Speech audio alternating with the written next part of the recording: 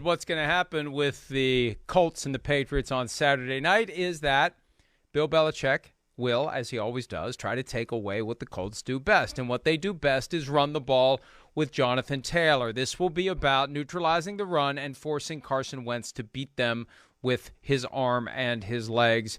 And we understand that. So, 5 for Friday. Question 1. Will the Patriots be able to slow down Jonathan Taylor? Myles Simmons, what do you think?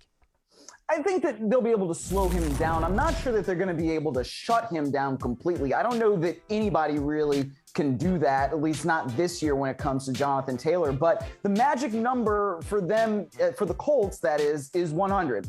If Jonathan Taylor gets to 100 rushing yards, they've won this year. All right, they're 7-6. So in the 7 games that they've won, Jonathan Taylor has had 100 rushing yards. In the 6 games that they've lost, he's had under that. So the last game that they lost was against the Buccaneers, where he had, I think, 82 rushing yards. And there was a period of time in that game where the Colts called 26 straight passing plays because the Buccaneers, they've got Vita Vea, they've gotten Ndamukong Suh. They were just like, nah, you're not running the ball against us. And I think that the Patriots may not have that kind of stout defensive front, but they can take a similar approach and basically say, no, the road's closed. In order for you guys to beat us, we're going to take our chances against Carson Wentz. And frankly, that's the approach I would take too.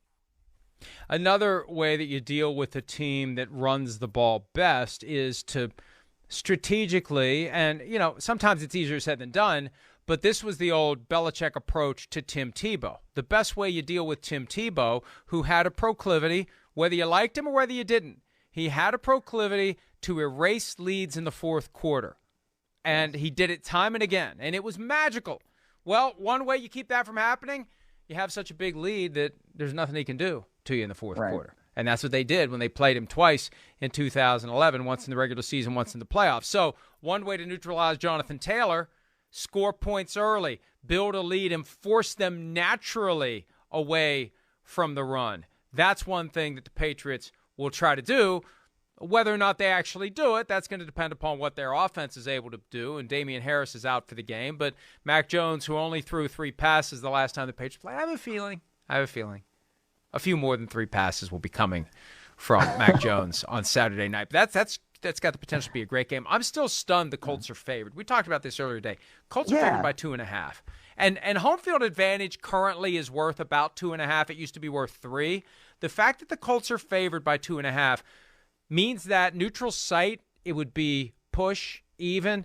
And I don't see that between the Patriots and the Colts right now. Maybe I'm missing something, but I think the Patriots, in part because of Bill Belichick, are slightly better, Myles. No, I tend to agree with you. I mean, I'm not necessarily saying that the Patriots should go in there as like 3-point favorites or anything like that. But maybe if it was closer to one way or the other, that would make a little bit more sense to me, because it does seem like it's at least an even game, but I would probably favor the Patriots by a point and a half. All right, question number 2. With Urban Meyer gone from Jacksonville, will the Jaguars score 20 or more points for the first time since week 6? Since their bye week, they are 1-6, and they are scoring 9.1 points per game. So with Meyer out, ding dong, the witch is dead, as we've been saying, will they see an uptick offensively against a team like the Texans? I mean, you really hope that they will, man, right? I mean, the Texans are just as bad as they are. They both got the same, 2-11 record, I think it is now, because I'm confused on everybody's record at this point in the season. I know they only have 2 wins. But look, the other interesting thing about this is that Darrell Bevell talked about either yesterday or today, both, that he was up in the booth. And that's not something that he usually does when he calls plays. He's used to being down there on the field. And he said, it was a little bit foreign to me. And now, obviously, as the interim head coach, he's going to be down on the field and calling plays. And I can't help but wonder, if you're up there and that's where you're calling plays and you've never really done it before, well, is that one of the reasons why this thing looked as bad as it did offensively? I mean, obviously, Urban Meyer had probably a lot to do with that, and especially the benching of James Robinson and things like that. But I wonder how much him being down there on the field and being able to communicate face-to-face with Trevor Lawrence could help things out. So maybe they will score. Yes, I'll say they'll score 20 points. They're getting a lift from Urban Meyer not being there anymore. Yes. Yeah, I think this is the interim coach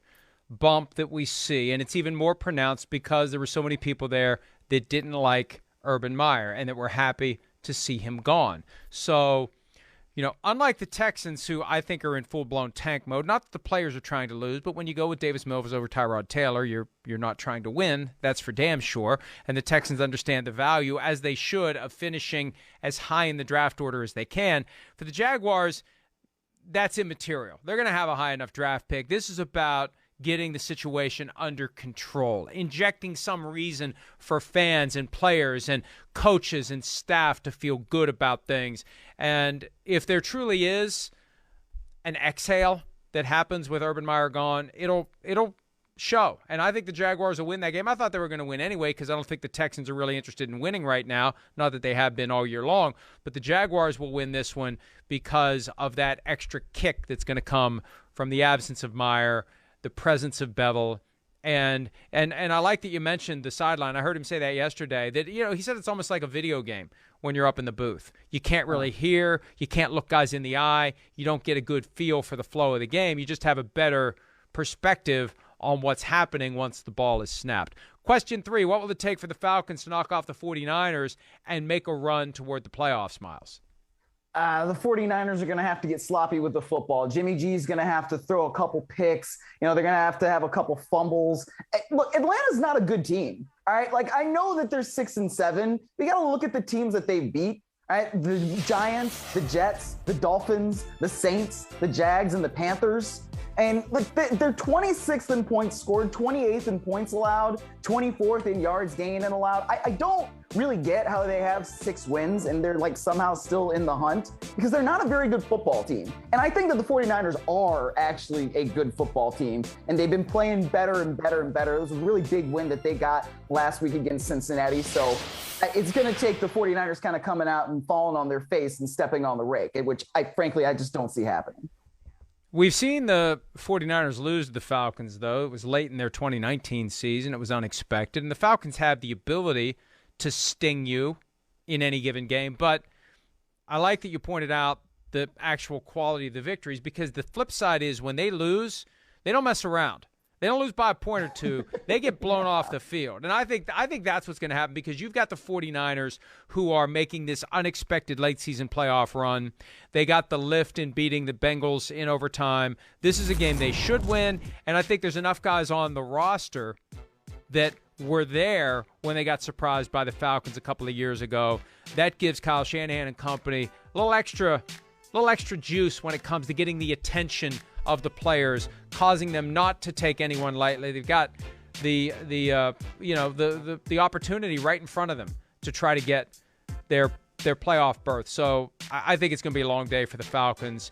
And look, can the Falcons really keep this going? If they would beat the 49ers, then they got the Lions, but they got the Bills and the Saints. I don't think the Falcons keep it going. They should be proud of themselves for doing what they've done, but I don't think they keep it going. Who needs to step up the most this weekend? Give me a player, a team, or a coach.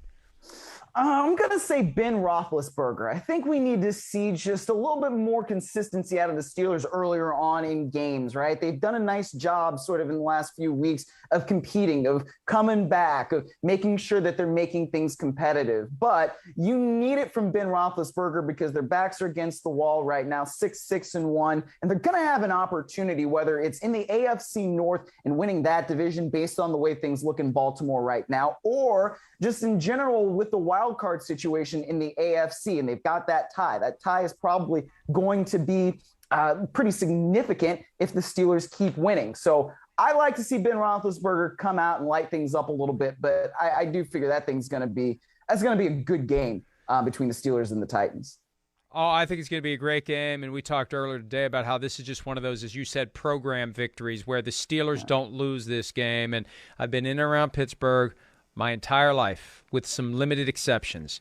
And there's just a vibe, there's a feel, and I know when the Steelers are ready to go, and I think they are going to be ready to go. I'm going to say Joe Burrow, the Bengals quarterback. The Bengals are 3-point underdogs on the road against the Broncos.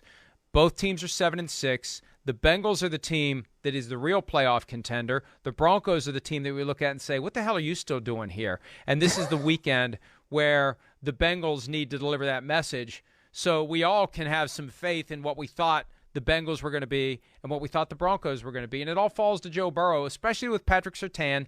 most likely neutralizing Jamar Chase. What else is going to be available to Joe Burrow offensively? Can he get it done? This is a big moment. I mean, look, we like what he does. We like the swagger. We like the attitude. Babyface killer. You know, I think that's what Peter King calls him. But at some point, you got to deliver some wins. You got to deliver some wins. So this is a win that he needs to deliver.